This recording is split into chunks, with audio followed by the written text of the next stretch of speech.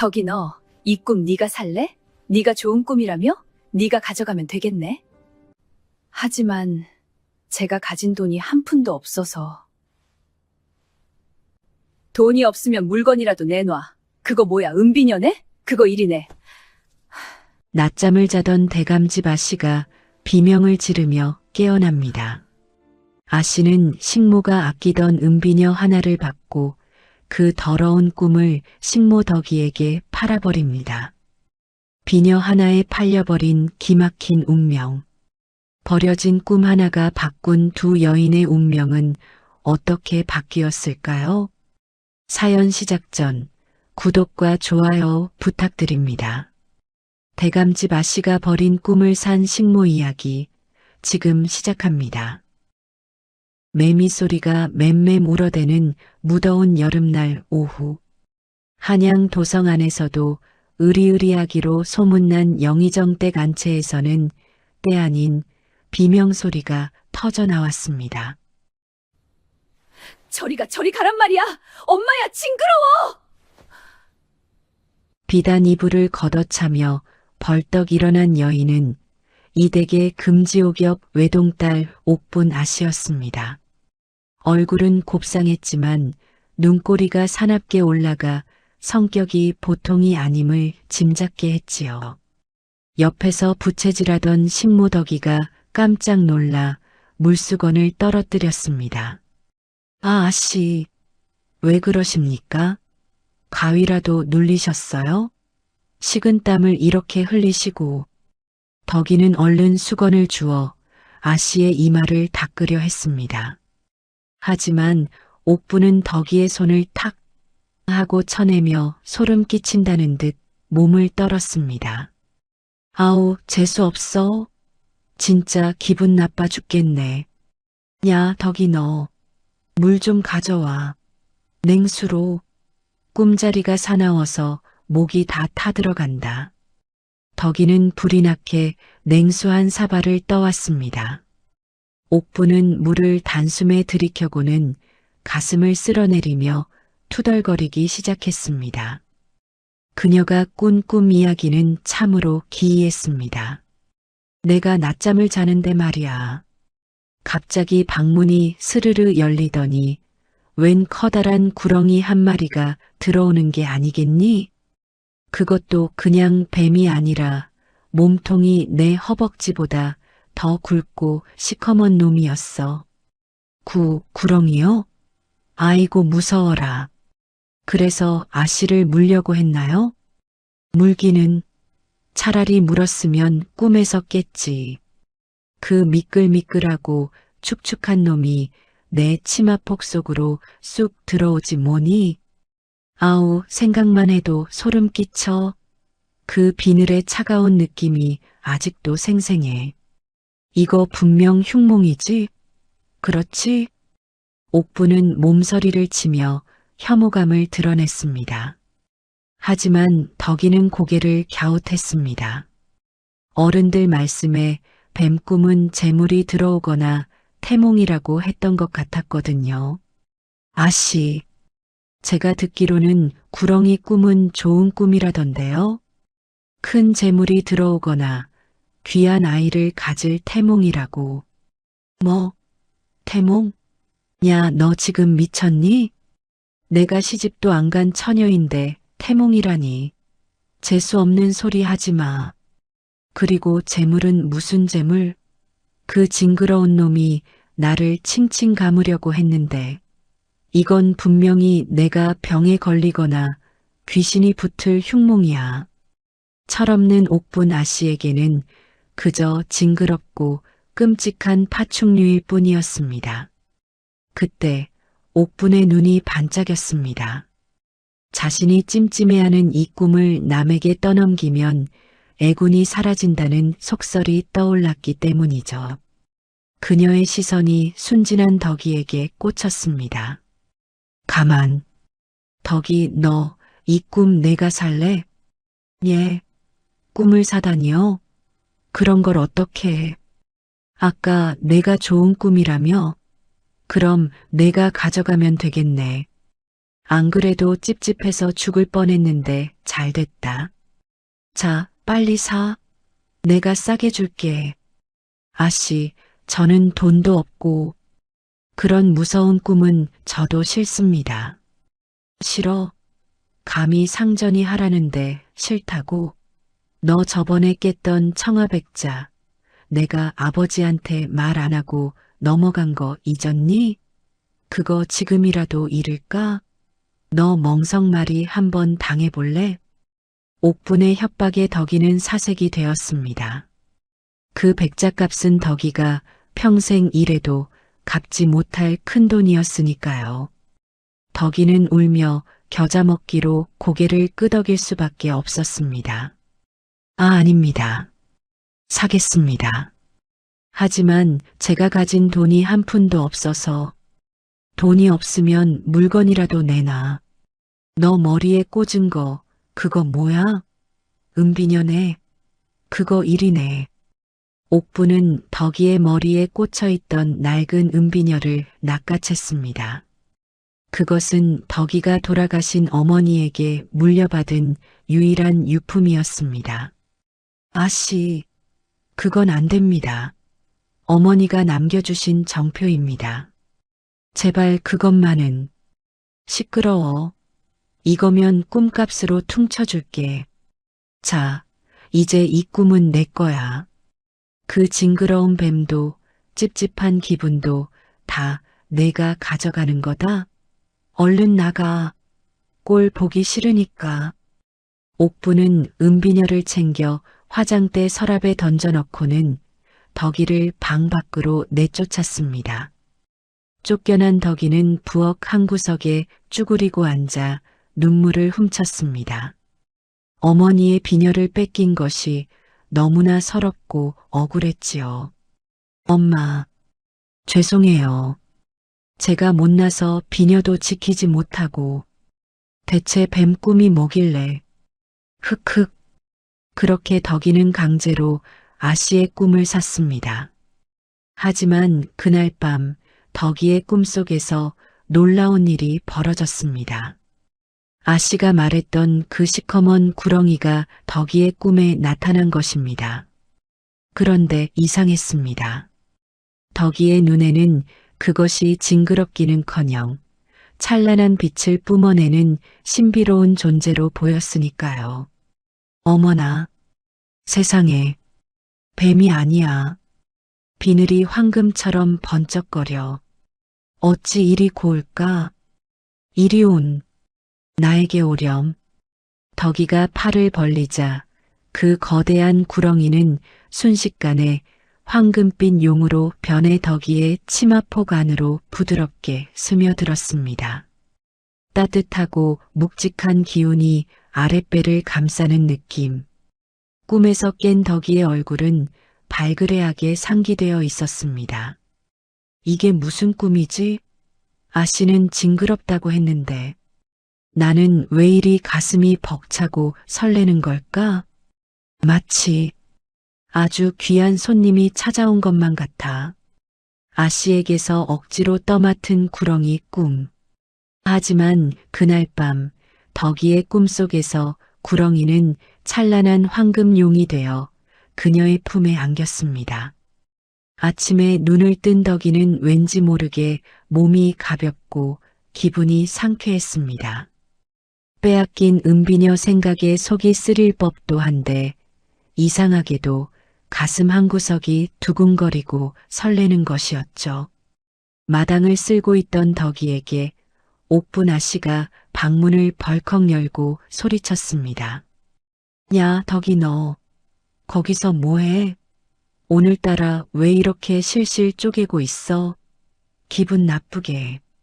너 당장 뒷산에 가서 산삼 섞인 약물 좀 받아와라. 어제 그 꿈 때문인지 몸이 찌뿌둥해서 안 되겠다. 예, 뒷산 약수터 말씀이십니까? 거기는 산세가 험해서 해지기 전에 다녀오려면 서둘러야 하는데요. 말대꾸는 잔말 말고 갔다 와. 늦게 오면 저녁밥 없을 줄 알아. 덕이는 서둘러 물동이를 이고 집을 나섰습니다. 뒷산으로 가는 길은 가파르고 험했지만 덕이의 발걸음은 깃털처럼 가벼웠습니다. 마치 누군가 뒤에서 밀어주는 듯 힘이 하나도 들지 않았지요. 참 이상하다. 오늘은 왜 이리 기운이 넘칠까? 한참을 걸어 산 중턱, 사람의 발길이 닿지 않는 깊은 숲속에 다다랐을 때였습니다. 어디선가 비릿한 피 냄새가 바람을 타고 날아왔습니다. 이게 무슨 냄새지? 짐승이 다쳤나? 쇠 냄새가 나는데. 덕이는 호기심과 두려움이 섞인 마음으로 냄새가 나는 쪽으로 조심스럽게 발을 옮겼습니다. 우거진 수풀을 헤치자 웬 사내 하나가 바위 아래 쓰러져 있는 것이 보였습니다. 고급스러운 비단 사냥복을 입고 있었지만 등에는 화살이 박혀 있고 옷은 온통 붉은 피로 물들어 있었습니다. 엄마야, 사사람이다. 이보세요. 선비님, 정신 차리세요. 덕이는 물동이를 내려놓고 사내에게 달려갔습니다. 가까이서 보니 그는 예사 인물이 아니었습니다. 창백하게 질린 얼굴이었지만 콧날이 오뚝하고 눈매가 수려한 것이 한눈에 봐도 귀한 집 자제임이 분명했습니다. 하지만 숨소리는 금방이라도 끊어질 듯 희미했지요. 아이고, 이를 어째. 피를 너무 많이 흘리셨어. 이보세요. 눈 좀 떠보세요. 덕이가 옷자락을 찢어 상처를 지혈하려는데 사내가 힘겹게 눈을 떴습니다. 그의 눈동자는 고통 속에서도 형형하게 빛나고 있었습니다. 사내는 덕이의 손을 꽉 잡으며 가쁜 숨을 몰아쉬었습니다. 누구냐? 나를 해치러 온 것이냐? 아닙니다. 저는 그냥 약수 뜨러온 식모입니다. 많이 다치셨어요. 제가 도와드릴게요. 관아에 알릴까요? 아니면 의원을. 안 된다. 관아는 안 돼. 아무에게도 알리지 마라. 내 목숨을 노리는 자들이 근처에 있다. 사내의 눈빛은 간절했습니다. 덕이는 본능적으로 알 수 있었습니다. 이 사람은 평범한 사냥꾼이 아니라 무언가 큰 일에 휘말려 쫓기고 있는 귀하신 몸이라는 것을요. 순간 어젯밤 꿈속에서 본 황금용의 눈빛이 이 사내의 눈빛과 겹쳐 보였습니다. 알겠습니다. 아무에게도 말하지 않겠습니다. 하지만 여기 계시면 위험해요. 제가 아는 동굴이 있으니 그리로 모시겠습니다. 덕이는 자신보다 훨씬 큰 사내를 부축해 일으켰습니다. 평소 같으면 꿈도 못 꿀 무게였지만 이상하게도 번쩍 들어 올려지는 것이 아니겠습니까? 꿈을 산 덕분일까요? 아니면 살려야 한다는 절박함 때문이었을까요? 덕이는 사내를 인적 드문 바위 동굴로 숨겼습니다. 그리고 치마폭을 찢어 상처를 싸매고 떠온 약물을 먹였습니다. 밤이 깊어지자 산속의 공기가 차가워졌고 사내는 고열에 시달리며 헛소리를 하기 시작했습니다. 춥다. 너무 춥다. 어머니, 소자를 용서하세요. 이런 열이 불덩이 같네. 이러다간 밤을 넘기지 못하시겠어. 덕이는 잠시 망설였습니다. 남녀가 유별한데 외간 남자와 밤을 지새운다는 것은 있을 수 없는 일이었으니까요. 하지만 죽어가는 사람을 두고 볼 수만은 없었습니다. 덕이는 겉옷을 벗어 사내를 덮어주고 자신의 온기로 그를 꼭 끌어안았습니다. 죽지 마세요. 제발 사세요. 당신을 살리는 게 제 꿈값인가 봅니다. 그렇게 뜬 눈으로 밤을 지새운 새벽녘. 열이 내린 사내가 조용히 눈을 떴습니다. 그의 눈에 들어온 것은 자신을 아는 채 쪽잠이 든 덕이의 맑고 고운 얼굴이었습니다. 사내는 저도 모르게 손을 뻗어 덕이의 뺨을 어루만졌습니다. 이 여인은 누구인가? 천한 옷을 입었으나 마음씨는 비단보다 곱구나. 내가 이 은혜를 어찌 갚을꼬?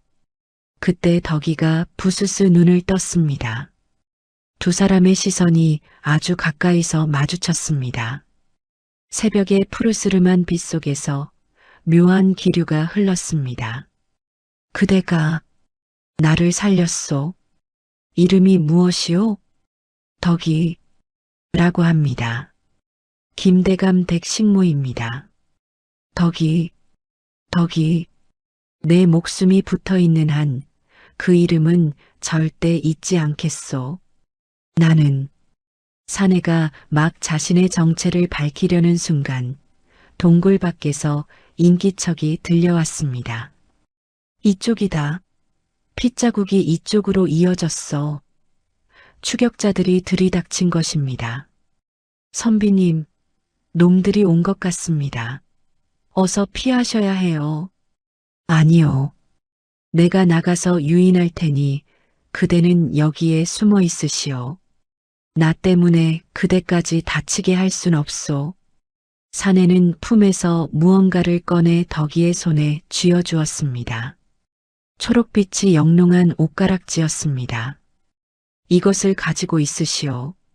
내가 반드시 살아서 그대를 데리러 오리다. 약속하오. 사내는 덕이의 손을 꽉 한 번 쥐고는 비틀거리는 몸으로 동굴 밖을 향해 뛰쳐나갔습니다. 이놈들아, 내가 여기 있다.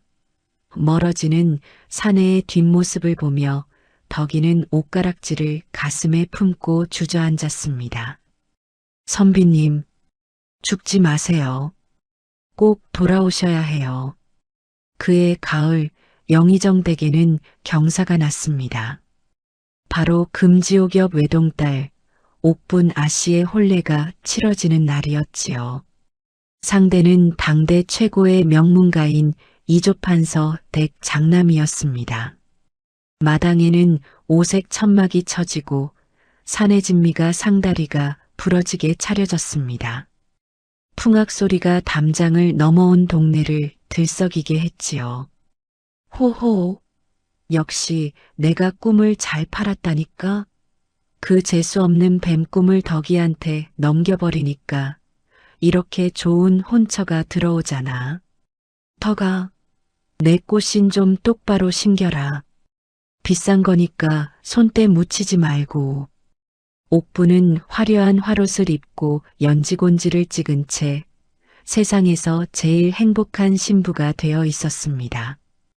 덕이는 그 발치에서 옥분의 신발을 신겨주며 고개를 조아렸습니다. 하지만 덕이의 얼굴은 흙빛이었습니다. 속이 울렁거리고 어지러워 금방이라도 쓰러질 것만 같았거든요. 속이 또 뒤집어지네. 안 돼. 참아야 해. 오늘 같은 날 실수하면 큰일 나. 덕이는 입을 틀어막고 헛구역질을 참았습니다. 그날 밤 동굴에서의 인연 이후로 덕이의 몸에는 변화가 찾아왔습니다. 달거리가 끊기고 밤 냄새만 맡아도 구역질이 올라왔지요. 그렇습니다.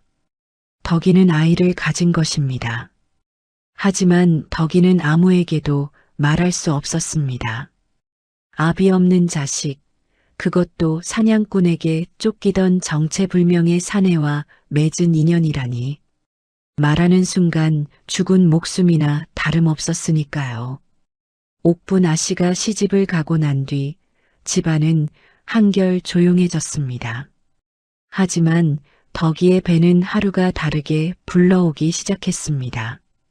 아무리 펑퍼짐한 옷으로 감추고 복대를 동여매도 6개월이 넘어가자 더 이상 숨길 수가 없게 되었습니다. 어느 날 김한방마님이 부엌을 지나다 쭈그리고 앉아 설거지를 하는 덕이의 뒷모습을 보았습니다. 유난히 둔해 보이는 허리춤, 마님의 눈매가 매섭게 변했습니다. 덕아, 너 이리 좀 와보거라. 예, 예, 마님. 너 요즘 살이 찐 게냐? 아니면 옷 속에 뭘 숨긴 게냐? 어디 보자. 마님이 덕이의 옷자락을 걷어 올리려 하자 덕이는 사색이 되어 뒷걸음질 쳤습니다. 하지만 마님의 손이 더 빨랐습니다. 확 하고 저고리가 들쳐지자 복대로 칭칭 감았음에도 볼록하게 솟은 배가 드러났습니다. 아니, 이게 무슨 꼴이야? 너 아이를 가진 게냐? 마님, 죽을 죄를 지었습니다. 한 번만 용서해 주십시오. 마님의 비명소리에 온 집안 식구들이 몰려 나왔습니다. 사랑채에 있던 김대감까지 뒷짐을 지고 나타났지요. 대감집 식모가 아비 모를 자식을 배다니 가문의 수치도 이런 수치가 없었습니다. 이런 발칙한 년을 보았나? 감히 내 집에서 외간 남자와 놀아나? 바른대로 되거라. 그놈이 누구냐? 어떤 놈의 씨를 받은 게야? 말씀드릴 수 없습니다. 제발 묻지 말아 주십시오. 덕이는 입을 꾹 다물었습니다. 그 선비님이 자신을 쫓는 자들이 있다고 했던 말이 떠올랐기 때문입니다. 혹시라도 자신이 입을 열면 그분이 위험해질까봐 덕이는 끝까지 비밀을 지키기로 결심했습니다. 인연이 아직도 정신을 못 차렸구나. 여봐라. 당장 멍석을 말아라. 인연이 입을 열 때까지 매우 쳐라. 마당에 멍석이 깔리고 덕이는 짐짝처럼 던져졌습니다. 퍼. 몽둥이가 덕이의 등과 다리를 내리쳤습니다. 살이 터지고 피가 배어 나왔지만 덕이는 배를 감싸 안고 웅크린 채 비명조차 지르지 않았습니다. 오직 뱃속의 아기만은 다치지 않게 하려는 처절한 몸부림이었지요. 아가야, 미안하다. 엄마가 아프게 해서 미안해. 조금만 참아라. 내가 널 꼭 지켜줄게. 그분께서 꼭 데리러 오신다고 했어. 독한 년. 끝까지 말을 안 해? 더 이상 내 집을 더럽힐 수 없다. 당장 내쫓아라. 꼴도 보기 싫다. 결국 덕이는 피투성이가 된 채 대문 밖으로 내동댕이 쳐졌습니다. 한겨울에 매서운 칼바람이 덕이의 얇은 옷자락을 파고들었습니다. 가진 것이라고는 품속에 숨긴 옷가락지 하나와 뱃속의 아기뿐. 대문이 쿵 하고 닫히는 소리가 마치 세상의 끝을 알리는 소리처럼 들렸습니다. 덕이는 닫힌 대문을 잡고 일어서려다 쓰러지기를 반복했습니다. 덕아, 쯧쯧, 몸 조심해라. 이거라도 가져가서 욕이나 해. 평소 덕이를 아끼던 행랑아범이 주먹밥 2덩이를 던져주고는 황급히 들어갔습니다. 덕이는 눈물 젖은 주먹밥을 쥐고 절뚝거리는 다리로 눈 쌓인 산길을 향해 걸음을 옮겼습니다. 갈 곳은 단 한 군데, 그분과 처음 만났던 그 산속 동굴뿐이었습니다. 울지 마라 덕이야. 넌 어미다. 내 꿈에 들어온 황금용이 바로 이 아이다. 반드시 살아남아서 보란듯이 키워낼 것이다. 덕이가 대감댁에서 쫓겨난 그날 밤은 유난히도 매서운 눈보라가 몰아쳤습니다. 갈 곳 없는 덕이가 간신히 찾아든 곳은 지난 여름 그 선비님을 숨겨주었던 산속 바위 동굴이었습니다. 하지만 여름에 그 아늑했던 동굴이 아니었습니다. 살을 애는 칼바람이 들이치고 바닥은 얼음장처럼 차가웠습니다. 덕이는 마른 낙엽을 긁어 모아 자리를 만들고 행랑아범이 던져준 식은 주먹밥을 조금씩 떼어 먹으며 버텼습니다. 아가야, 춥지? 조금만 참아. 엄마가 어떻게든 불을 피워볼게. 그렇게 며칠을 버텼을까요? 깊은 밤, 덕이의 배에 알 수 없는 통증이 밀려오기 시작했습니다. 하늘이 노랗게 변하고 허리가 끊어질 듯한 고통, 산통이 시작된 것입니다. 도와줄 산파도 따뜻한 미역국도 없는 차가운 동굴 안에서 덕이는 홀로 생사를 건 사투를 시작했습니다. 으윽, 아가야, 나오려는 거니? 안 돼. 정신 차려야 해. 내가 정신을 놓으면 내 새끼는 죽어. 덕이는 입에 옷가지를 물고 비명을 참아냈습니다. 자신의 비명 소리를 듣고 산짐승이 몰려올까 두려웠기 때문입니다.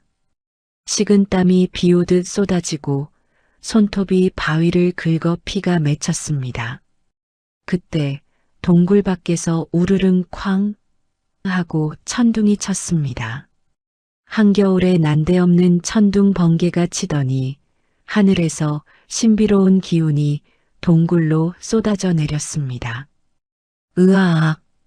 덕이의 처절한 비명과 함께 응애 하는 힘찬 울음소리가 동굴을 울렸습니다. 아기가 태어난 것입니다. 그런데 참으로 기이한 일이었습니다. 아기가 태어나는 순간 칠흑 같던 동굴 안이 황금빛 서기로 환하게 밝아지는 게 아니겠습니까? 마치 지난번 꿈속에서 보았던 그 황금용이 내뿜던 빛과 같았습니다.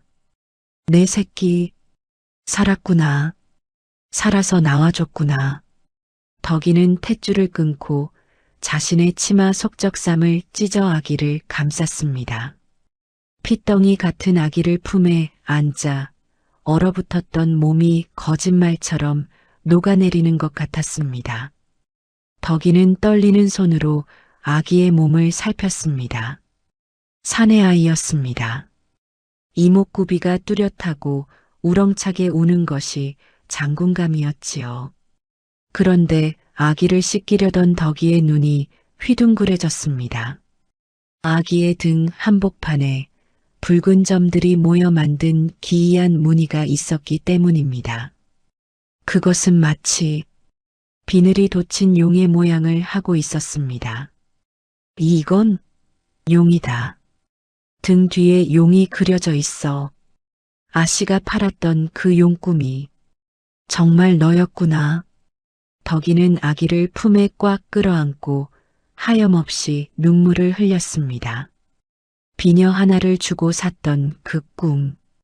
그 꿈값으로 치른 고통은 너무나 가혹했지만 품에 안긴 이 보물을 보니 모든 서름이 씻겨 내려가는 듯 했습니다. 아가야, 내 이름은 용이다. 비록 지금은 이 차가운 동굴에서 태어났지만 너는 하늘이 점지해준 귀한 아이다.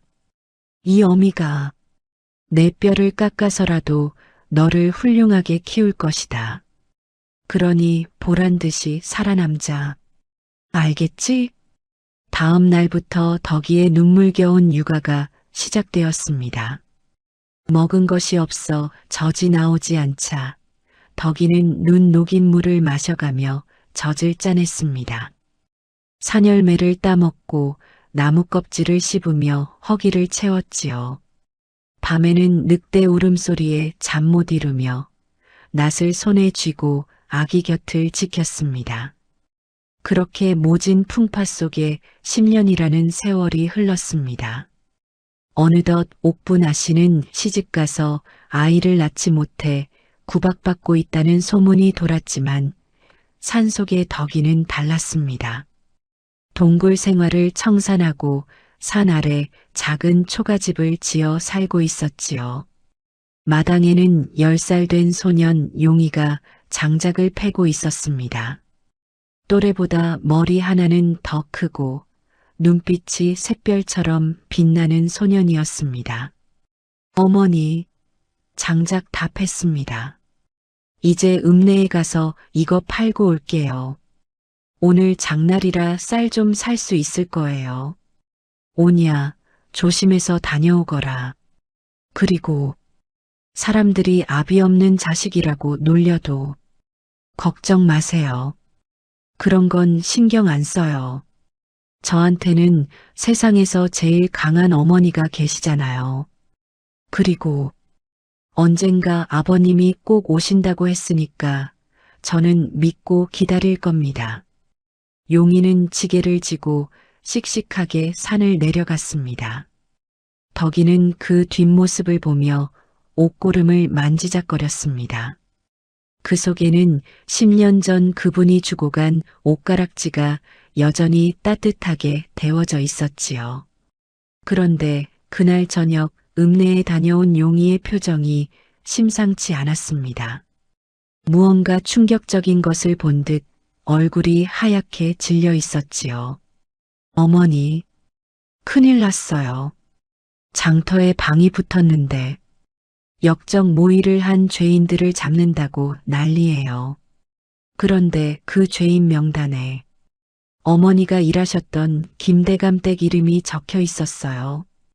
뭐라고? 대감마님 댁이 역적이라니? 그럼 옥분 아씨는 어떻게 되었더냐? 모르겠어요. 관군들이 집을 부수고 사람들을 다 끌고 갔대요. 도망친 사람들은 수배령이 떨어졌고요. 덕이의 가슴이 철렁 내려앉았습니다. 자신을 내쫓은 매정한 사람들이었지만 한때는 가족처럼 모셨던 분들이었습니다. 무엇보다 그 철없던 옥분 아씨가 걱정되었습니다. 안 되겠다. 내가 좀 가봐야겠다. 용이야, 집 잘 보고 있거라. 덕이가 황급히 채비를 하는데 살인문 밖에서 누군가의 쉰 목소리가 들려왔습니다.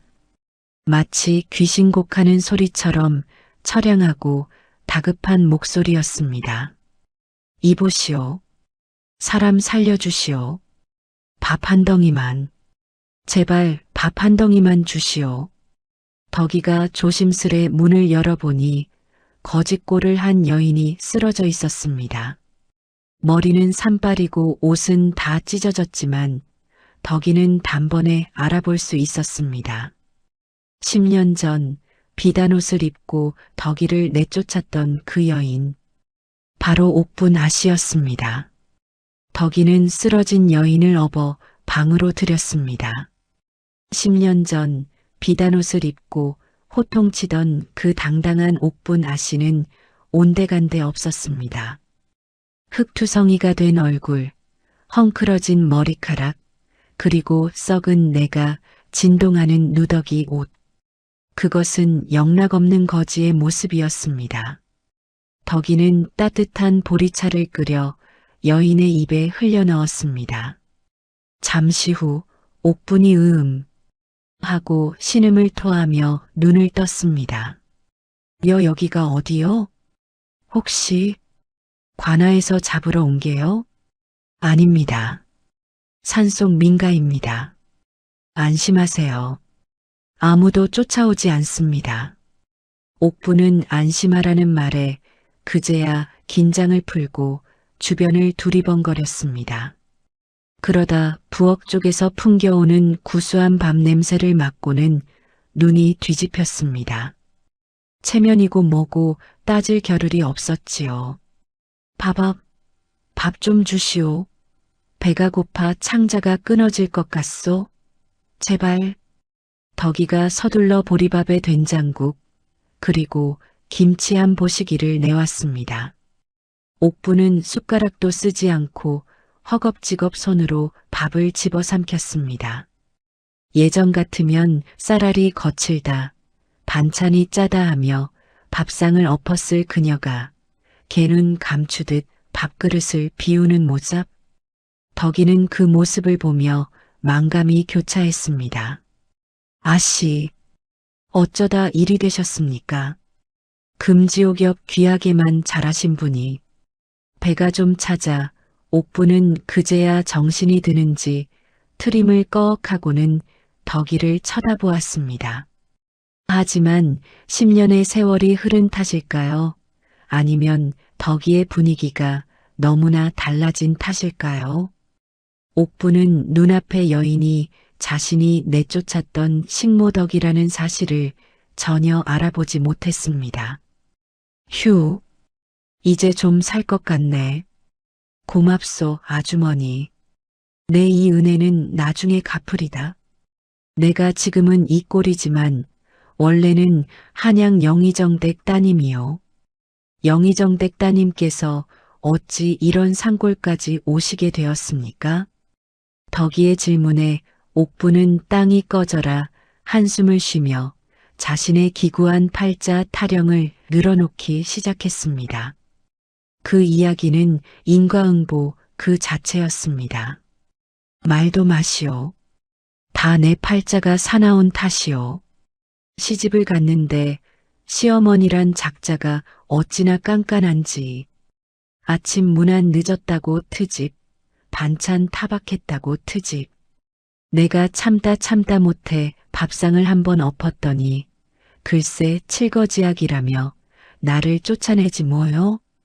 옥부는 자신의 성질머리는 생각지 않고 시댁 탓만 했습니다. 그녀의 오만함은 시집가서도 고쳐지지 않았고 결국 소박을 맞고 친정으로 쫓겨온 것이었죠. 하지만 비극은 거기서 끝이 아니었습니다. 친정에 돌아와 보니 이번엔 아버님이 영모에 휘말리셨다지 뭐요. 하룻밤 사이에 집안이 풍비박산 나고 식구들은 죄다 끌려가고 나 혼자 개구멍으로 도망쳐서 여기까지 온 거요. 아이고, 내 팔자야. 옥부는 방바닥을 치며 통곡했습니다. 그러다 문득 억울하다는 듯이 고개를 번쩍 들고 소리쳤습니다. 이게 다 그 꿈 때문이야. 10년 전에 내가 꾼 그 빌어먹을 꿈. 꿈이라니요?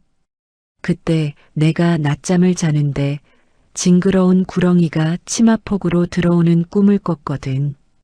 기분이 나빠서 우리 집 식모년한테 헐값에 팔아넘겼는데 가만 생각해보니 그게 내 복을 걷어찬 것 같단 말이오. 용한 점쟁이가 그러더이다. 그 꿈이 왕비가 될 꿈이었다고. 왕비가 될 꿈이요? 그래요. 내가 그 꿈만 안 팔았어도 지금쯤 중전마마가 되어 있을 텐데. 그 미천한 식모년이 내 복을 훔쳐간 게야. 그년 지금 어디서 잘 먹고 잘 살고 있겠지? 만나기만 해봐라. 내 아주 요절을 낼 테니까. 옥부는 이를 갈며 허공에 삿대질을 해댔습니다. 자신이 억지로 강매했던 일은 까맣게 잊고 남 탓만 하는 옥분의 모습. 덕이는 기가 막혔지만 한편으로는 가슴이 서늘해졌습니다. 왕비가 될 꿈. 그렇다면 자신의 아들 용희의 아버지가 왕족이란 말인가? 그때였습니다. 방문이 벌컥 열리더니 아들 용희가 사색이 되어 뛰어들어왔습니다. 어머니, 큰일 났어요. 광군들이에요. 광군들이 횃불을 들고 이쪽으로 올라오고 있어요. 허익, 광군, 나를 잡으러 왔구나. 아이고, 나 좀 살려주시오. 잡히면 난 능지처참을 당할 거요. 옥부는 덕이의 치맛자락을 붙잡고 벌벌 떨었습니다. 덕이는 순간 갈등했습니다. 자신을 짐승처럼 내쫓았던 여인, 원수나 다름없는 여인을 숨겨줘야 할까? 하지만 덕이는 옥분의 손을 뿌리치지 않았습니다. 그녀의 눈에 들어온 것은 과거의 악녀가 아니라 공포에 질린 한 나약한 인간일 뿐이었으니까요. 용이야, 아씨를 모시고 뒷방 다락으로 가거라. 내가 나가서 막아보마. 하지만 어머니, 어서, 시간이 없다. 덕이가 옥분을 숨기고 마당으로 나갔을 때 이미 수십 명의 광군이 초가집을 포위하고 있었습니다. 그런데 분위기가 묘했습니다. 죄인을 잡으러 온 광군들이라기엔 그들의 복장이 너무나 화려하고 엄숙했기 때문입니다. 그리고 그들 한가운데 비단 가마 하나가 놓여 있었습니다. 이곳에 덕이라는 여인이 살고 있느냐? 제가 덕이입니다만 무슨 일로? 내관이 손짓하자 가마의 문이 스르르 열렸습니다. 그리고 그 안에서 걸어 나온 사람은 10년 전 피를 흘리며 덕이의 품에 안겼던 바로 그 선비님이었습니다. 하지만 이제는 남루한 사냥복이 아닌 눈부신 골룡포인 이미금 옷을 입고 있었습니다. 덕아, 살아있었구나. 내 약속대로 너를 데리러 왔다. 초가집 마당은 순식간에 눈물바다가 되었습니다. 10년 전 피를 흘리며 쫓기던 사냥꾼은 이제 조선의 임금이 되어 돌아왔고 그를 살려주고 홀로 아이를 키운 식모 덕이는 엎드려 오열했습니다. 임금은 덕이의 거친 손을 잡아 일으키며 품속에서 무언가를 꺼냈습니다. 그것은 덕이가 10년 동안 가슴에 품고 살았던 옷가락지와 한 쌍인 또 다른 옷가락지였습니다. 보아라, 내 이 짝을 찾으러 오는데 10년이 걸렸구나. 덕아, 고생 많았다. 정말 고생 많았어. 전하, 저는 꿈만 같습니다. 죽은 줄만 알았습니다. 다시는 못 뵐 줄 알았습니다. 그때 방문 틈으로 겁에 질린 채 서 있던 소년 용이가 조심스럽게 마당으로 나왔습니다. 임금의 시선이 용이에게 꽂혔습니다. 자신을 쏙 빼닮은 눈매, 그리고 떡 벌어진 어깨. 누가 봐도 자신의 핏줄임이 분명했습니다. 이 아이가 그 아이로구나. 예, 전하. 이름은 용이라 지었습니다. 제 꿈에 들어온 황금용을 생각하며 지은 이름입니다. 용이, 참으로 좋은 이름이다. 오너라. 아비에게 오너라. 용이는 쭈뼛거리다 임금의 품에 안겼습니다. 임금은 아들을 으스러져라 껴안고 뜨거운 눈물을 흘렸습니다. 그 모습을 지켜보던 내관과 군사들도 모두 고개를 숙이고 눈시울을 붉혔지요. 하늘이 맺어준 인연이 10년 만에 제자리를 찾는 순간이었습니다. 한편 이 모든 광경을 다락방 틈새로 지켜보고 있는 사람이 있었으니 바로 옥분 아씨였습니다. 옥분은 자신의 눈을 믿을 수가 없었습니다. 자신이 밥이나 빌어먹으러 온 이 초가집 주인이 감히 임금님의 여인이었다니. 게다가 저 아이가 왕자라니. 말도 안 돼. 저게 무슨 날벼락이야? 저 거지 같은 식모년이 왕의 아들을 낳았다고? 그럼 저 아이가 세자 저하가 될 수도 있다는 거야? 그때 옥분의 머릿속을 스치고 지나가는 기억이 있었습니다. 10년 전 낮잠을 자다 꾸었던 그 꿈. 누런 구렁이가 치마폭으로 들어오는 꿈. 옥분은 소스라치게 놀라 입을 틀어막았습니다. 허? 설마 그 꿈이 내가 징그럽다며 발로 찼던 그 구렁이가 뱀이 아니라 용이었던 거야? 임금님을 상징하는 그 용. 옥분의 다리가 후들거려 서 있을 수가 없었습니다. 자신이 비녀 하나에 팔아넘긴 것이 고작 뱀 꿈이 아니라 왕비가 될 운명이었다는 것을 깨달았기 때문입니다. 만약 그때 자신이 그 꿈을 팔지 않았더라면 덕이 대신 산에 가서 저분을 만났을 수도 있었을 텐데.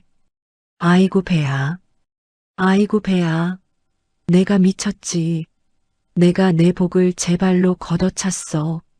저 자리는 내 자리였는데. 으이구 이 등신아. 옥부는 다락방 바닥을 치며 소리 없는 비명을 질렀습니다. 배가 아픈 정도가 아니라 창자가 꼬이는 듯한 고통이었습니다. 하지만 지금 나가서 그 꿈은 원래 내 것이오. 라고 소리칠 수도 없었습니다. 그랬다간 역적의 딸인 자신은 그 자리에서 목이 달아날 테니까요. 임금은 덕이와 용의를 가마에 태웠습니다. 덕이는 평생 입어본 적 없는 비단옷을 걸치고 머리에는 화려한 장신구를 꽂았습니다. 무명 치마를 입고 부엌일을 하던 식모의 모습은 온데간데 없고 기품 넘치는 왕실의 여인이 되어 있었습니다. 마마를 모셔라. 궁으로 황궁하신다. 예의. 웅장한 나팔 소리와 함께 행렬이 움직이기 시작했습니다. 마을 사람들은 땅에 엎드려 천세 천세를 외쳤습니다. 덕이는 가마 창문을 살짝 열고 자신이 살던 초가집을 뒤돌아보았습니다. 그리고 다락방 쪽을 향해 나직이 중얼거렸습니다. 아씨, 부디 몸 조심하십시오. 밥상은 차려두었으니 챙겨 드시고요. 저는 제 운명을 찾아갑니다. 행렬이 멀어지고 집에는 다시 정막만이 감돌았습니다. 먼지를 뒤집어 쓴 옥부 나씨가 다락방에서 기어 나왔습니다. 그녀는 덕이가 남기고 간 밥상을 보며 털썩 주저앉았습니다. 식어 빠진 보리밥과 된장국. 그것이 자신의 처지였고 저 멀리 멀어지는 황금 가마가 덕이의 처지였습니다. 으앙, 억울해. 억울해서 못 살겠어. 비녀 하나에 왕비 자리를 팔다니. 내가 죽일려니야. 흑흑흑. 옥분의 통곡 소리가 산골짜기에 메아리 쳤습니다. 하지만 가마는 이미 떠난 뒤였습니다. 운명은 이미 잔인하게 엇갈려 버렸습니다. 덕이와 용의를 태운 가마가 12대문을 지나 구중궁궐 깊숙한 곳에 도착했습니다. 화려한 단청과 드높은 기와집, 그리고 수백 명의 궁녀와 내관들이 줄지어 선 모습. 산속 움막에서 살던 모자에게는 눈이 핑 돌 만큼 어마어마한 광경이었지요. 임금은 덕이에게 수건이라는 후궁 첩지를 내리고 화려한 처소를 하사했습니다. 하지만 비단옷을 입고 금비녀를 꽂았다고 해서 하루아침에 귀부인이 되는 것은 아니었습니다. 궁궐 안의 시선은 한겨울 칼바람보다 더 차가웠습니다. 덕이가 지나갈 때마다 궁녀들은 입을 가리고 수군거렸습니다. 그들의 눈빛에는 호기심보다는 경멸이 가득했지요. 들었니? 저분이 바로 그 산속 여인이라지. 어머 말도 마. 원래는 대감마님 댁 부엌대기 식모였다잖아. 손 좀 봐. 거칠기가 나무 껍질 같네. 저런 손으로 전하를 모셨다니. 쯧쯧. 운도 좋지. 하룻밤 승은을 입어 팔자를 고쳤구만. 하지만 천한 피가 어디 가겠어? 걷는 폼 좀 보라지. 영락없는 촌년이야. 덕이는 그 소리들을 못 들은 척 고개를 숙였습니다. 화려한 비단옷이 몸을 감싸고 있었지만 마음은 가시방석에 앉은 듯 불편했습니다. 자신을 무시하는 건 참을 수 있었지만 아들 용이마저 천한 자식이라 손가락질 받을까봐 그게 가장 두려웠습니다.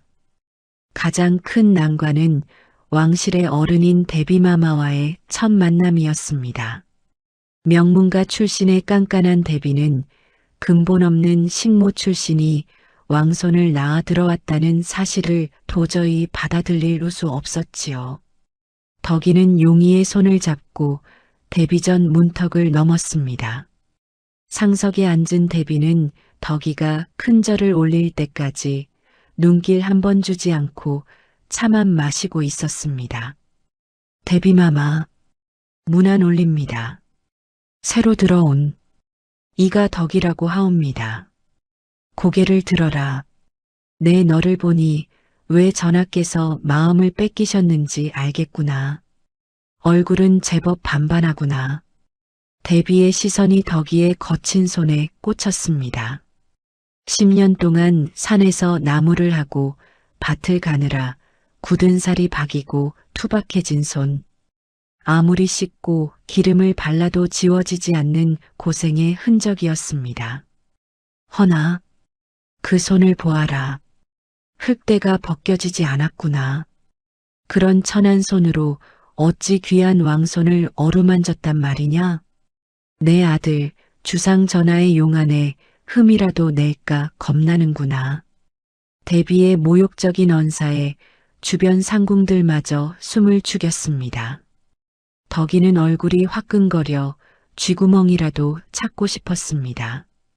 손을 치마폭 속에 감추며 움츠러들려는 찰나 옆에 있던 10살 배기 용이가 또랑또랑한 목소리로 입을 열었습니다. 할마마마 소손용이 문안드립니다.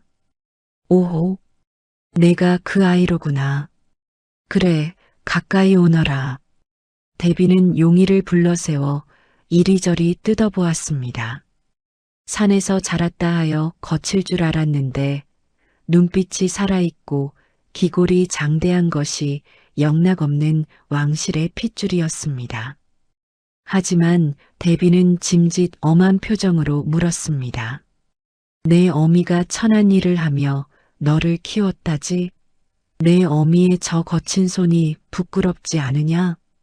덕이는 심장이 덜컥 내려앉았습니다. 아이가 상처받지 않을까 걱정되었기 때문입니다.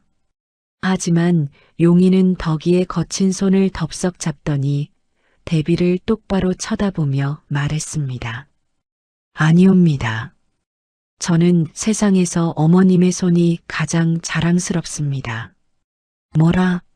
자랑스럽다? 예. 산속의 모진 추위와 배고픔 속에서 저를 살려내신 손입니다.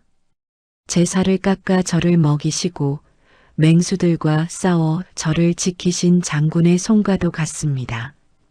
이 손이 없었다면 오늘날 전하의 핏줄인 저도 없었을 것입니다. 그러니 이 손은 천한 손이 아니라 조선의 왕손을 지켜낸 가장 귀한 손이옵니다. 어린아이의 입에서 나왔다고는 믿기지 않는 당찬 대답. 데뷔전 안에는 정적만이 흘렀습니다. 덕이는 눈물이 왈칵 쏟아지려는 것을 꾹 참았습니다. 천덕꾸러기 취급받던 내 아들이 언제 이렇게 컸을까? 데뷔는 한참 동안 용이를 뚫어져라 바라보다가 이내 허허하고 헛웃음을 터뜨렸습니다. 허허, 녀석 참, 입이 맵구나. 어미의 처남은 닮지 않고 아비의 기계만 쏙 빼닮았어. 그래, 내 말이 맞다. 왕손을 지켜냈으니 그 공은 인정해야겠지. 용이의 지혜 덕분에 첫 번째 고비는 넘겼습니다. 하지만 그것은 시작에 불과했습니다. 궁궐에는 덕이와 용이를 눈엣 가시로 여기는 또 다른 세력이 있었으니까요. 바로 왕자를 낳지 못해 전전긍긍하던 중전과 그녀의 가문이었습니다. 그날 밤 덕이는 잠든 용이의 머리맡에 앉아 10년 전 옥분 아씨에게 샀던 그 꿈을 떠올렸습니다. 황금용이 품에 안기던 그 꿈. 그래, 너는 용이다. 내가 비녀 하나로 산 운명이지만 이제는 내 목숨으로 지켜야 할 운명이다. 누가 뭐래도 기죽지 마라. 이 어미가 너를 위해서라면 악기라도 될 것이니. 덕이의 눈빛이 변했습니다. 더 이상 순박한 식모덕이가 아니었습니다. 새끼를 지키려는 어미 사자의 눈빛이었지요. 그런데 며칠 뒤 궁궐에 흉흉한 소문이 돌기 시작했습니다. 용이에게 학문을 가르치기 위해 스승을 붙여야 하는데 조정 대신들이 하나같이 거부하고 있다는 것이었습니다. 천한 종의 자식을 제자로 받을 수 없다는 명분이었지만 실상은 중전마마의 눈치를 보는 것이었지요. 스승 없는 왕자. 그를 배우지 못하면 왕이 될 수 없는 법. 덕이는 또다시 벼랑 끝에 몰렸습니다. 궁궐안은 소리 없는 전쟁터와 같았습니다. 임금은 덕이의 아들 용이에게 정식으로 왕자 교육을 시키려 했지만 조정 대신들의 반발은 거대한 벽처럼 견고했습니다. 그들은 천한 식모의 자식을 왕자로 인정할 수 없다며 스승이 되기를 거부하고 나선 것입니다. 편전에는 무거운 침묵만이 감돌았습니다. 도대체 이게 무슨 처사란 말인가? 내 아들에게 그를 가르칠 스승 하나를 구하지 못한다는 게 말이 되는가? 경들은 지금 과인을 능멸하는 것인가? 전하, 통촉하여 주시옵소서. 성균관의 유생들과 당대 석학들이 하나같이 고개를 저으며 나서질 않고 있습니다. 근본이 천한. 아니, 출신이 미천한 왕자에게 그를 가르치는 것은 선비의 자존심이 허락지 않는다고 하니 신들로서도 어찌할 도리가 없사옵니다. 영의정의 말은 겉으로는 공손했으나 속에는 비수가 숨겨져 있었습니다. 식모의 자식 따위에게 고개를 숙일 수 없다는 양반들의 오만함이었지요. 임금은 분노로 주먹을 쥐었지만 사대부들의 뜻을 힘으로만 누를 수는 없는 노릇이었습니다. 이 소식은 곧 덕이의 귀에도 들어갔습니다. 처소에 앉아있던 덕이는 입술을 꽉 깨물었습니다. 자신의 천한 신분이 아들의 앞길을 막고 있다는 죄책감이 가슴을 후벼 팠습니다. 이대로 물러설 순 없어. 내 아들이 무시당하는 꼴을 보려고 그 모진 세월을 견딘 게 아니야. 방법을 찾아야 해. 그날 밤 덕이는 붓과 종이를 꺼내 무언가를 적어 내려갔습니다. 그리고 다음 날 아침 정갈한 차림으로 편전에 들었습니다. 편전에는 영의정을 비롯한 대신들이 모여 임금을 압박하고 있던 참이었습니다. 전하, 소첩이 감히 어전에 들었습니다. 아니, 후궁이 어찌 정사에 관여하려 하십니까? 법도에 어긋나는 일입니다. 법도를 논하기 전에 사람의 도리를 먼저 논해야 하지 않겠습니까? 대감들께서 제 아들을 가르치기 싫다 하시는 이유가 오직 제 천한 신분 때문입니까? 그 아이의 그릇은 보지도 않으시고요. 덕이의 섯을 펄언 일갈에 대신들은 헛기침하며 시선을 피했습니다. 덕이는 임금 앞에 무릎을 꿇고 간청했습니다. 전하, 소첩이 한 가지 청을 올립니다. 지금 이 자리에서 공개적으로 용의의 실력을 시험해 주십시오. 만약 용의가 대감들이 내는 문제를 풀지 못한다면 소첩은 용의를 데리고 조용히 궁을 나가겠습니다. 허나 만약 풀어낸다면 대감들께서는 그 오만함을 버리고 제 아들의 스승이 되어 주셔야 할 것입니다. 덕아, 그게 진심이냐? 아직 10살밖에 안 된 아이에게 조정 대신들을 상대하라니. 저는 제 아들을 믿습니다. 용이야, 들어오너라. 문이 열리고 어린 용이가 들어왔습니다. 수염이 허연 고관대작들 앞에서도 용이는 조금도 주눅 들지 않고 또렷한 눈빛으로 섰습니다. 영의정은 코웃음을 쳤습니다. 산속에서 자란 촌놈이 글이나 제대로 알겠어? 하는 마음이었죠. 좋습니다. 수건 마마께서 그리 자신하시니 제가 문제를 내보지요. 왕자, 백성을 다스리는 근본이 무엇이라 생각하느냐?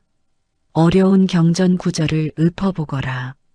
영의정은 일부러 어린아이가 답하기 힘든 추상적이고 어려운 질문을 던졌습니다. 모두가 용의가 우물쭈물할 것이라 예상했습니다. 하지만 용의는 붓을 드는 대신 담담한 목소리로 입을 열었습니다. 대감, 저는 경전의 문구는 잘 모릅니다. 산속에서 어머니께 배운 것이 전부니까요.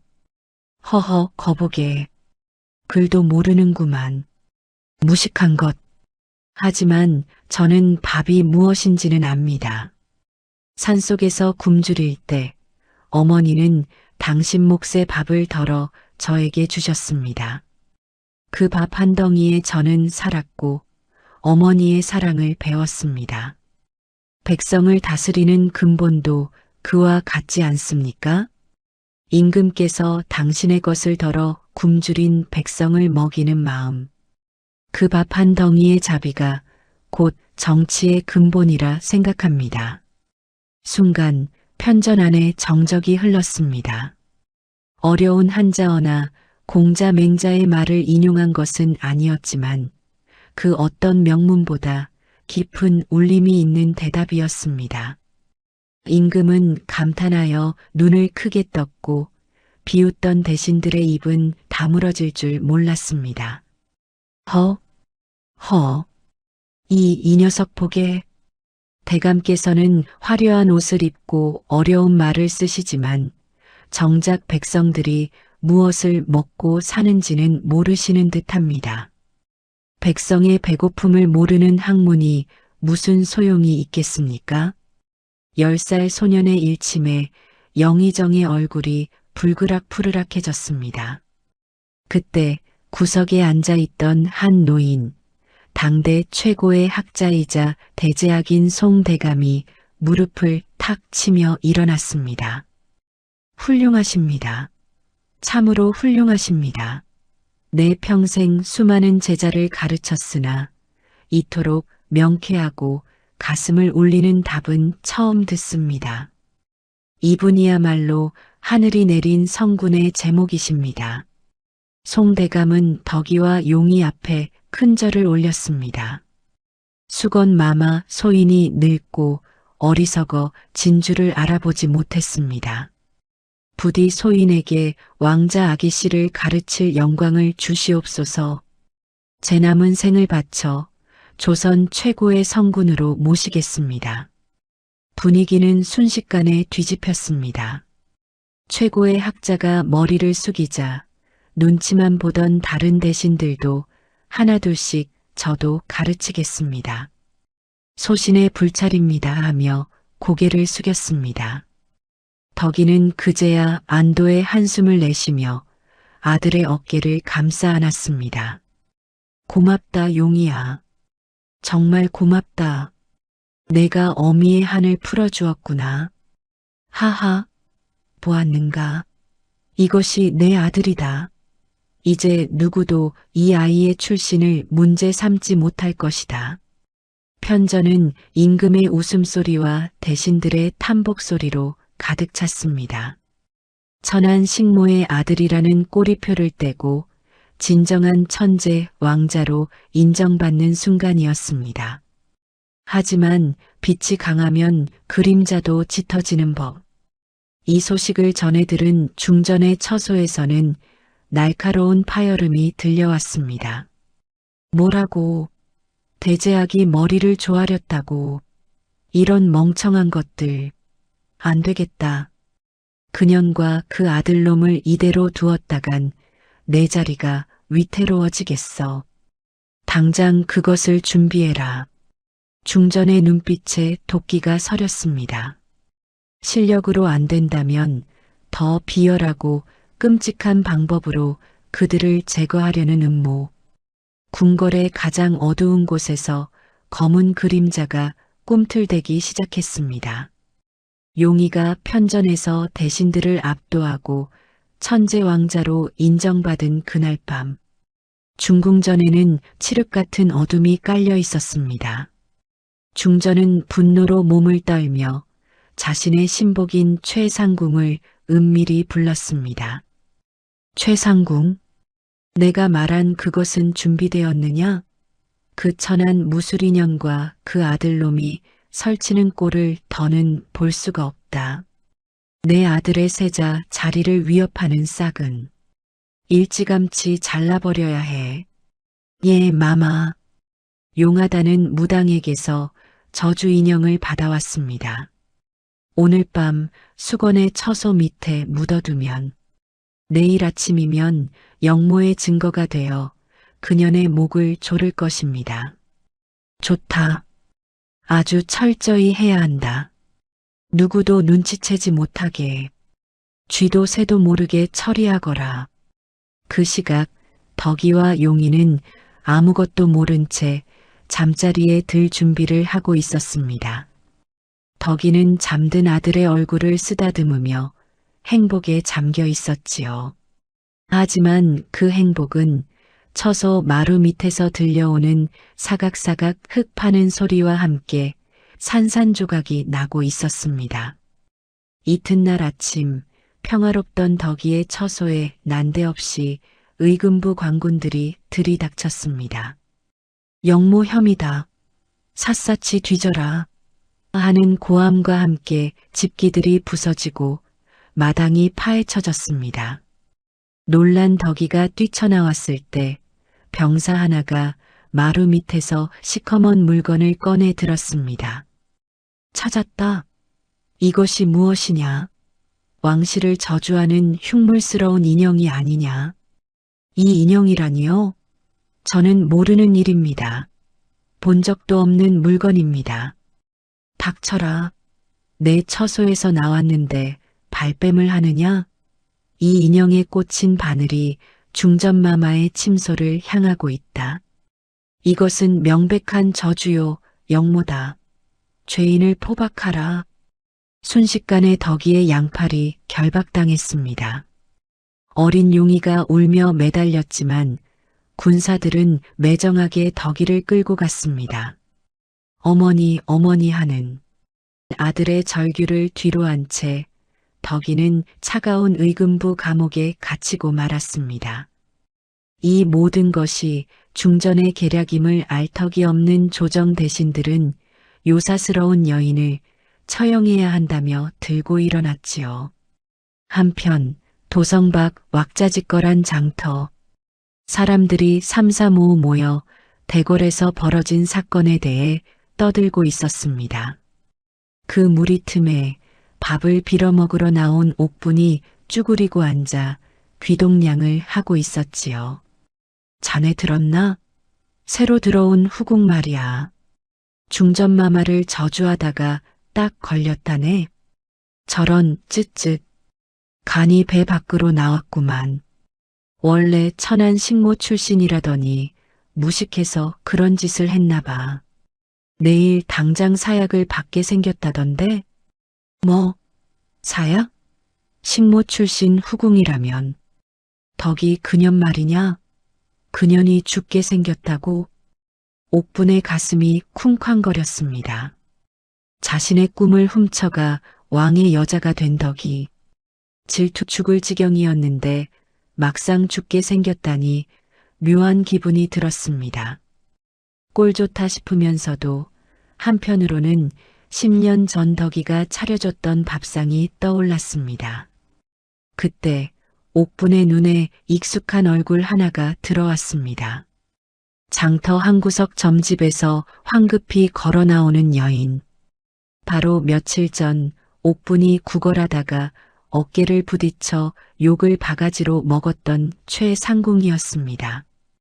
최상궁은 주변을 두리번거리더니 무당에게 돈주머니를 건네며 은밀히 속삭였습니다.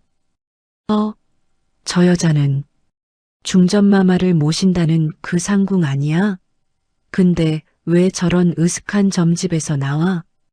옥부는 호기심에 그리고 동물적인 감각으로 몰래 최상궁의 뒤를 밟아 가까이 다가갔습니다. 그리고 바람결에 들려오는 두 사람의 대화를 엿듣게 되었지요. 수고했네. 자네가 만들어준 인형 덕분에 일이 아주 쉽게 풀렸어. 그 후궁녀는 꼼짝없이 죽게 되었으니 자네는 이 돈을 가지고 멀리 떠나게. 입 잘못 놀리면 쥐도 새도 모르게 죽을 줄 알고. 예. 염려 마십시오. 저는 오늘 밤으로 한양을 뜰 것입니다. 옥부는 입을 틀어막고 주저앉았습니다. 덕이가 저주를 한 게 아니었습니다. 중전 측에서 덕이를 죽이기 위해 꾸민 자작극이었던 것입니다. 세상에. 이게 무슨 일이람. 덕이 그년이 한 게 아니었어. 억울하게 누명을 쓴 거야. 옥분의 머릿속이 복잡해졌습니다. 이대로 가만히 있으면 덕이는 내일 형장의 이슬로 사라질 것입니다. 그러면 자신은 평생 덕이를 미워하며 거지로 살다가 죽겠지요. 하지만 만약 자신이 이 사실을 밝힌다면 잠깐 덕이가 살면 그녀는 임금님의 총애를 받는 후궁이고 그 아들은 왕자야. 내가 이 누명을 벗겨주면 나한테 콩고물이라도 떨어지지 않을까? 아니, 콩고물 정도가 아니라 내 팔자가 다시 피지 않을까? 옥분의 눈에 탐욕과 생존 본능이 번뜩였습니다. 그녀는 비록 망했지만 한때는 대감댁 아씨로서 셈이 빠른 여자였습니다. 덕이가 죽어서 얻는 통쾌함보다 덕이를 살려서 얻을 보상이 훨씬 크다는 계산이 선 것입니다. 그래, 이게 기회야. 내 복을 훔쳐간 년이니 목숨값이라도 톡톡히 받아내야지. 이대로 덕이가 죽게 놔둘 순 없어. 내 동아줄이나 다름없는데. 결심을 굳힌 옥부는 자리를 박차고 일어났습니다. 그리고 거짓골을 한 채 무작정 궁궐 정문을 향해 달리기 시작했습니다. 그녀의 손에는 방금 최상궁이 무당에게 건넸다가 흘린 비단 주머니인 증거가 들려 있었습니다. 다음 날 정오, 의금부 마당에는 서슬퍼런 칼날이 준비되었습니다. 덕이는 죄인복을 입고 형틀에 묶여 있었고 그 앞에는 임금이 피를 토하는 심정으로 앉아 있었습니다. 증거가 너무나 명백하여 임금으로서도 덕이를 감싸줄 명분이 없었기 때문입니다. 죄인 이 씨는 들어라. 투기심에 눈이 멀어 국모를 저주한 죄, 참수형에 처한다. 집행하라. 망나니가 칼을 치켜들고 춤을 추기 시작했습니다. 덕이는 눈을 감고 마지막으로 아들 용이의 얼굴을 떠올렸습니다. 용이야, 부디 강하게 자라다오. 바로 그 순간이었습니다. 형장 입구 쪽에서 찢어질 듯한 고함 소리가 들려왔습니다. 멈추시오. 그 칼 멈추시오. 내가 증인이오. 그 여자는 죄가 없소. 진짜 범인은 따로 있단 말이오. 누더기를 걸친 여인이 형장으로 난입했습니다. 군사들이 막아서려 했지만 옥부는 악을 쓰며 임금을 향해 손에 든 비단 주머니를 높이 쳐들었습니다. 전하, 이 주머니를 보십시오. 이것이 바로 덕이를 죽이려 한 진짜 범인의 물건입니다. 임금의 눈이 커졌고 형장의 술렁임이 멈췄습니다. 형틀에 묶인 덕이가 희미하게 눈을 떠 그 여인을 바라보았습니다. 거짓골을 하고 있지만 결코 잊을 수 없는 얼굴. 자신을 구하러 온 사람은 다름 아닌 옥분 아씨였습니다. 형장에 나타난 거지 여인, 옥분 아씨가 높이 쳐든 주머니. 그것은 중전의 신복인 최상궁이 무당에게 살해금으로 건넸던 중궁전의 문양이 수놓아진 증거였습니다. 전하, 이 주머니를 보십시오. 이것은 최상궁이 무당에게 인형을 만들어줘서 고맙다며 준 것입니다. 제가 두 눈으로 똑똑히 보았고 두 귀로 그 모의를 들었습니다. 덕이는 죄가 없습니다. 억울한 누명을 쓴 것입니다. 옥분의 폭로에 형장은 발칵 뒤집혔습니다. 임금은 떨리는 손으로 비단 주머니를 받아들었습니다. 그 안에는 최상궁의 이름이 적힌 어음까지 들어 있었지요. 모든 것이 중전의 자작극임이 만천하에 드러나는 순간이었습니다. 당장 의금부로 가서 최상궁과 관련자들을 모두 잡아들여라. 감히 국왕을 기만하고 죄 없는 후궁을 죽이려 하다니 내 그 죄를 엄히 물을 것이다. 전하, 통촉하여 주시옵소서. 형장은 순식간에 역전되었습니다. 포박이 풀린 덕이는 그 자리에 주저앉아 오열했고 임금은 덕이를 와락 끌어안았습니다. 그리고 덕이를 살린 1등 공신, 거짓골을 한 옥분에게 시선을 돌렸습니다. 그대 덕분에 내 소중한 사람을 지켰소. 그대는 누구인가? 원하는 것이 있다면 무엇이든 들어주겠소. 저는 저기 있는 덕이가 모시던 김대감댁 딸 옥분이옵니다. 전하, 제가 덕이의 목숨을 구했으니 제게도 큰 상을 내려주시옵소서. 저도 예전처럼 기와집에서 비단 옷 입고 살게 해주십시오. 옥분은 체면도 없이 바닥에 머리를 찌으며 빌었습니다. 덕이는 그런 옥분을 복잡한 눈빛으로 바라보았습니다. 자신을 짐승처럼 내쫓았던 주인이자 결정적인 순간에 목숨을 구해주는 인. 덕이는 임금에게 조용히 고개를 끄덕였습니다. 전하, 저분의 말이 맞습니다. 비록 과거의 악연은 깊으나 오늘 저와 용의를 살리신 분입니다. 그 공을 치하하여 목숨을 부지하고 살 수 있게 해주십시오. 중전은 폐위되어 사가로 쫓겨났고 궁궐에는 다시 평화가 찾아왔습니다. 덕이는 약속대로 옥분에게 작은 기와집과 먹고 살 만한 재물을 내려주었습니다. 그리고 옥분이 궐을 나가기 전 마지막으로 다과상을 차려 마주 앉았습니다. 10년 전 주인과 하녀로 만났던 두 사람. 이제는 왕의 후궁과 몰락한 양반으로 위치가 완전히 뒤바뀌어 있었습니다. 옥분은 덕이가 따라주는 차를 마시며 참아왔던 질문을 던졌습니다.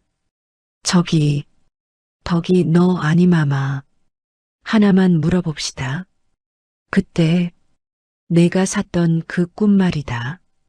뱀꿈. 예, 기억합니다. 그 꿈을 사고 나서 정말로 용이 나왔느냐? 그때 그 징그러운 구렁이가 정말 황금용이었어? 옥분의 눈은 질투와 호기심으로 이글거리고 있었습니다. 덕이는 찻잔을 내려놓고 창밖에서 뛰어놀고 있는 아들 용이를 가리켰습니다. 햇살 아래서 활을 쏘고 있는 용이의 등 뒤로 마치 후광처럼 눈부신 기운이 서려 있었지요. 아씨, 저 아이를 보십시오. 아씨께서 징그러운 뱀이라며 헐값에 파셨던 그 꿈. 그 꿈이 바로 저 아이 용이입니다. 뭐라고? 그럼 그게 태몽이었단 말이냐? 그것도 왕자를 낳을 태몽. 예. 아씨가 버리신 그 복을 제가 주었습니다.